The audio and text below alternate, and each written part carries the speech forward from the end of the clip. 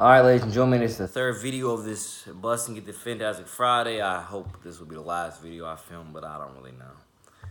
So once again, ladies and gentlemen, like I said before, I'm also a very multi-talented, multifaceted individual, and what that means is I have many different skills and or many different hobbies and likes, wants, and interests more than just, doing music, more than just doing these videos, these vlogs, even though, trust me, I love doing music. Music is such a big part of my life.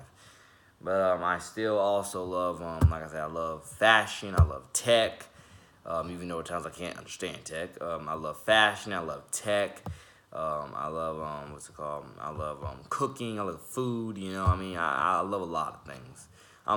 You really can't put me in a box. I love a lot of things. I'm very multi-talented, etc. Love dancing, love movies, TV, special effects, film, you name it. Trust me, it's quite amazing. So, on this Fantastic Friday, one of the top things I want to continuously dive into y'all with the school thing.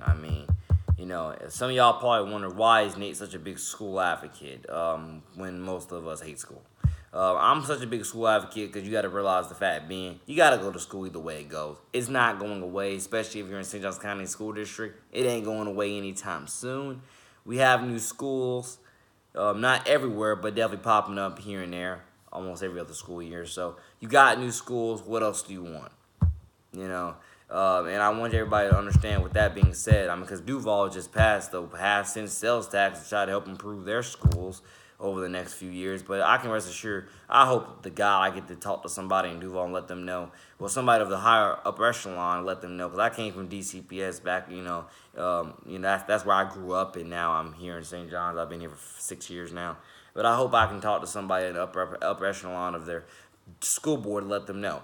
It don't matter how much better you physically make those schools, if the powers that be in the schools with administration are not doing their jobs, and teachers and faculty and staff towards teaching and helping implement things like character counts, even though I don't think that exists there in Duval. You get the point. If you're not doing what you got to do to help build school families and help build school homes, it doesn't matter what you do on the outside. Hate to say it, take it from St. John's to an extent. It doesn't matter what you do on the outside.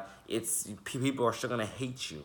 And the reason why I say that, take it from St. John's, because we got new schools, but still, we'll talk to, at least, depending on which category it is, talk to a lot of our students, depending on what school they go to, and they will tell you they still hate our schools. Absolutely still hate it. And not because we won't let them get away with whatever they want to do, because some of our rules are absolutely rigged with the ways that they are indeed, introduced, or the ways they're enforced. You name it, character counts, we got that, but it doesn't seem like anyone's living up to it, etc. Youth vaping, drugs and alcohol, drinking, out of wedlock sex, you name it, we almost got it. I cannot stand it. I want to help abolish it. That's why I'm still making YouTube videos about it, and more. But yeah, that's my point to Duval and St. John's and so on. Duval, take it from St. John's. Just because you got new schools or because you got improvements to your old schools does not mean that anybody cares or wants to be there.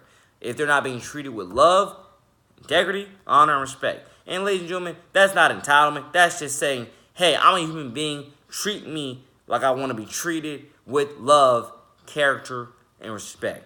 Don't just treat me like I'm a number on a page, because then that's why we hate you to begin with in the first place. Just saying, think about it. Every school district should take that advice, because I read too many school reviews about too many schools who don't care what the parents think, don't care what the teachers think, don't care what the students think. How can you not care? That's why I'm saying I don't want a bunch of kids just going to online school. Trust me, I don't want that. But trust me, kids, parents, if it's best for your child, do it. Do it. Because a lot of these administration, because again, if I was in there, trust me, you have my word, I'm looking out for your child with my life. That's me. But not every other school, faculty, and staff administration is like that. They halfway sometimes don't care about your child.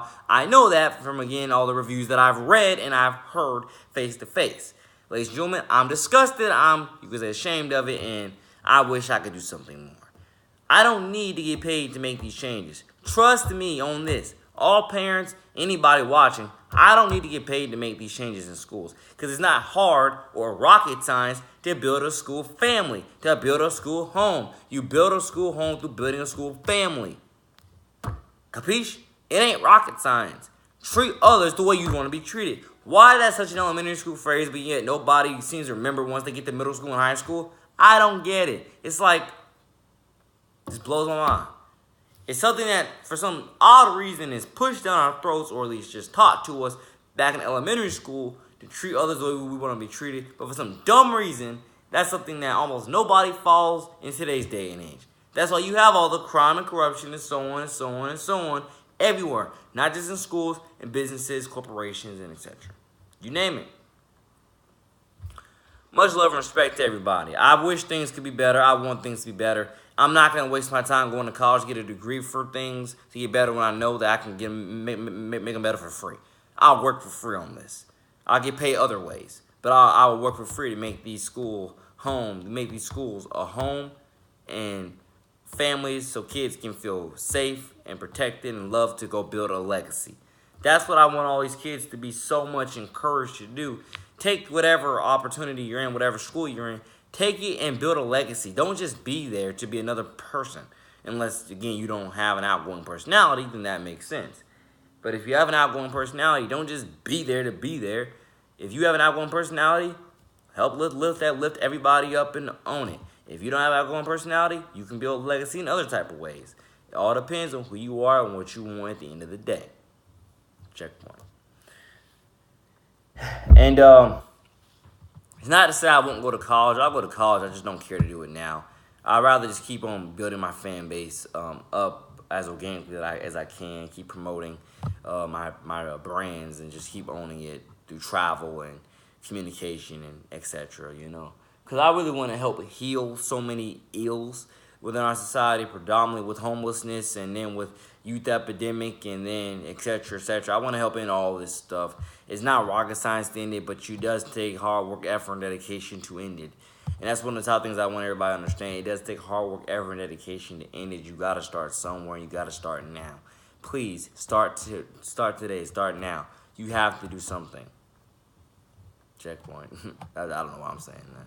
But, yeah, I'm just saying, ladies and gentlemen, I mean, God bless all the kids, because you can obviously see it from my Instagram. I profoundly claim you as all my little brothers and sisters of the next generation. The top reason why I'm such an advocate of all these middle schools, because that's what I look at these young 12, 13, 14-year-olds as, my little brothers and sisters of the next generation. So with that being said, shout out bless all my Valley Ridge kids, Palm Valley Academy kids, Fruco Middle School kids, Mercedes Bay Wildcats, you name the school anywhere around the world. God bless you all. I look at you all as my little brothers and sisters of the next generation. That's why I love to go out there and support you, cheer you on, and mentor you, and just give you whatever godly advice and wisdom and expertise that I can, because we're never going to help heal by just letting each other fall deeper and deeper into sin because of what the next man is doing. No, we're going to help heal each other by helping hold each other accountable and stuff. Again, I've been called a preacher and a motivational speaker, so thank you for those nicknames or those compliments. It's really nice. But again, look it up and down my Instagram. I updated it with probably like 10 or more photos, and we'll keep updating it because I got a lot of other stuff to just spread, and I want you all to understand where I lie with these things because it's amazing. You know, I haven't been diagnosed with any type of disorder just yet, but I'm telling you, if I were to, I'm going to use it to help other people. I'm going to use it as a testimony to help other people, because we got to do something within this fallen world, fallen culture that we're in. We got to help each other some God-first way. And we cannot do it by just turning a blind eye to all these nationwide ills that are everywhere. Particularly with gun violence, guns alone can't kill you. It always takes somebody behind a trigger to do it. So you got to realize you got to eliminate the reason why you're killing somebody, unless it's for absolutely self-defense. And I mean in a God-first manner. If your life is actually on the line, not you're just pretending and making it up in your head so you can have a reason to commit a crime, shoot somebody. You get the point. You have to have real, authentic God-first proof and reasons. This is what I'm trying to express there. Like your life is actually physically in real time on the line and so forth. But again, I do think a part of that is mental health, honestly. Either that or bought into mentalities. I mean, on my spiritual stuff, I'll tell you everybody's a genius because I to spirituals believe that and that the spirituals are eternal. But on the way down back to earth type stuff, a lot of us are idiots. A lot of humans are idiots. I mean, I'm not gonna lie to you on that. On the back down to earth type thing, a lot of people are idiots. That's just what it is. And I hate to say that knowing the spiritual person that I am, but a lot of people are just plain idiots. I mean, people just don't learn from their mistakes. It's like it really is. It feels like a mental illness because nobody seems to learn from their mistakes. Everybody does like, and I'm telling you, with mental health itself, you have to. I hate to say it. Actually, don't hate to say it. You gotta learn how to cater. I mean, because everybody is uniquely different. You have to learn how to cater. And if you don't learn how to cater, you'll never get people the proper help that they need and such. So we need to have a lot more people being more advocate mental health specialists and such. In addition to that, if I might add, it's the same thing with our education system. That's one of the reasons why our public education system, public education system is as screwed up as it is because a lot of people we don't have catering, and I'm saying catering because this is the best way to help heal the ills that we have. I'm not saying catering as in, hey, catering, everybody just, deliciously gets what they want. I'm saying, hey, catering as in, I'm not going to, this is the best way to phrase it. Catering as in, like I say, you don't have the same mental illness as the next, so why treat it as if you do by handling you the same mental specialist as the next had when you don't have the same mental illness? Think about it, or whatever the case is, We need that genuine catering, and you shouldn't have to have an individualized education plan, IEP, to have it. I mean, that's what I had to get out of NISU as a fifth-year senior, and I made a legacy, built something, but at the same time, you should be able to get it regardless of whether you have an IEP or not. You should be able to get it just freely. I mean, it's quite amazing, ladies and gentlemen. I think it's quite amazing. When you check all the boxes, it's quite amazing. And one of the top things that I cannot stand is one of the biggest reports about how I keep hearing about more black people killing other black people. And we don't even make up that big of a percentage of the population. But yet black people are continuously obsessed with killing other black people. That is amazing how outraged, once again, like I've heard people on Blaze TV and other people say, it's amazing how outraged we get when white police officers are, doing, are killing the unarmed black men or doing whatever they're doing with that subject. It's amazing, how outraged we get with that, but then we don't get as equally and or if not more outraged with black people killing black people. That's one of our biggest societal issues and ills that we have to address. One of the top problems with every church out there is you're the one that's supposed to address this crap.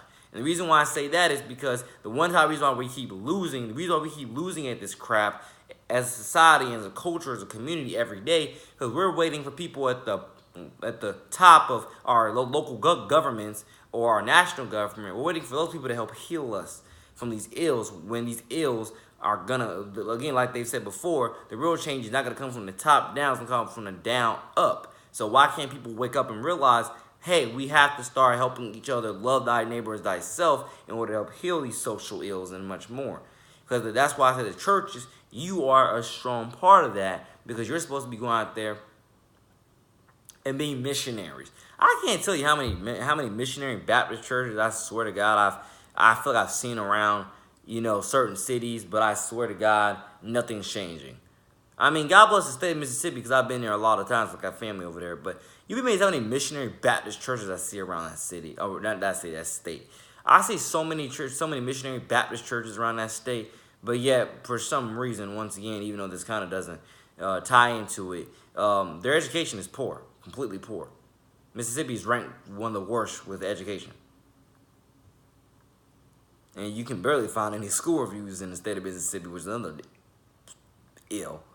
I'm like, what? You can barely find any school reviews on any school in Mississippi. I swear to God, like, they don't believe in school reviews. But think about it. I mean, how could they? Their state is ranked where it is in it. And I'm just saying, like, again, like, I had these conversations with my family all the time, just to let y'all know. And it's not to say I'm truly trying to crap on anybody when it comes to what I just said, because, like I say, I know I got out with an IEP. Trust me, I know I did. But it is to say, trust me, if you ever met me in person, you would know what I lack in academic smarts, or at least what I lacked back then. which is like a year ago and more. I pick up in more personal intelligence or more personal character than a lot of other people will ever pick up. So for the most part, you can't bash me unless you just want to be a bigot with it. Sorry, I'm scratching.